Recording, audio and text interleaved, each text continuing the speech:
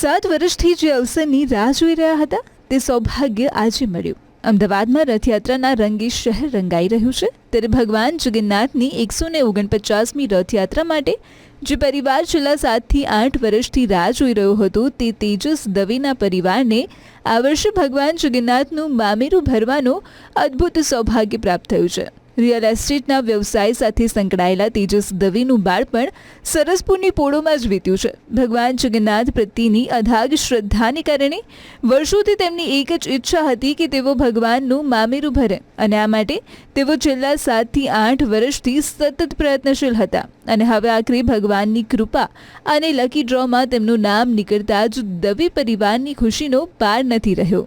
બહુ ખાસા ટાઈમથી આ ટ્રાય કરતા હતા અમે, અમારો પરિવાર, અને આ અવસર મળ્યો છે તે બદલ બહુ આપણને હમણાં બધાને ખુદ પરિવારને બધાને આનંદ છે, અને સરસ રીતે ભગવાનના આપણે અહીંયા એમનો બિરાજે ને આપણે એમની સેવા કરીએ એવી દિલથી ભાવના છે।